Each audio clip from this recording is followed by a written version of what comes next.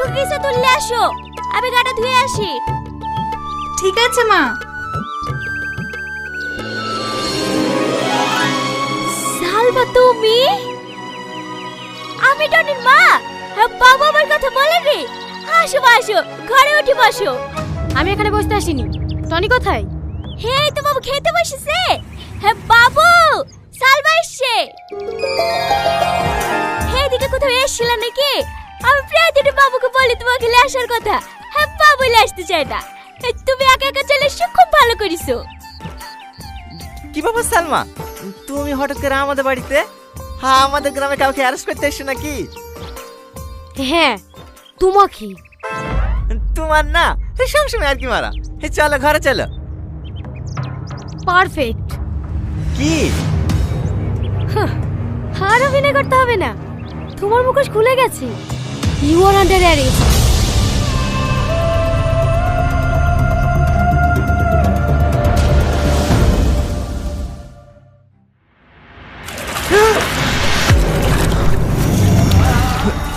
অভিনয় অভিনয় করিস আমার সামনে?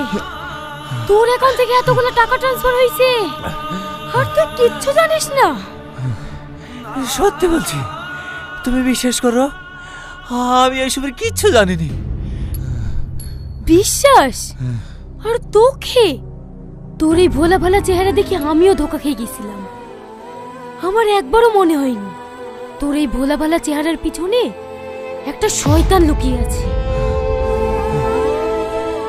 এখনো ভালোই ভালোই বলছি, সত্যিটা বলি দি, নাহলে তোকে ফাঁসির হাত থেকে কেউ বাঁচাতে পারবে না। আমি তোমাকে কতবার বলবো, আমি এসবের কিচ্ছু জানিনি। আমি কারোর টাকা নিইনি। আবার মিথ্যে কথা।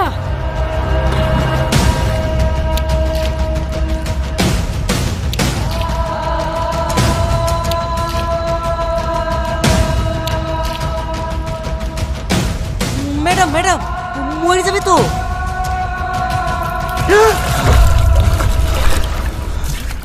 কষ্ট হয়েছে? এর থেকেও বেশি কষ্ট ওই সাধারণ মানুষগুলা পেয়েছে। অনেকের মা বিনা চিকিৎসায় মারা গিয়েছে, আবার টাকার অভাবে অনেকের বোনের বিয়েও হয়নি। এই সব কিছুর জন্য দায়ী তুই। ছি, এখন আমার নিজের প্রতি ঘৃণা হয়েছে।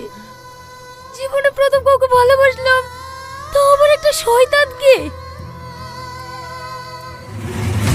শাহিন, যতক্ষণ পর্যন্ত ও নিজের দোষ স্বীকার না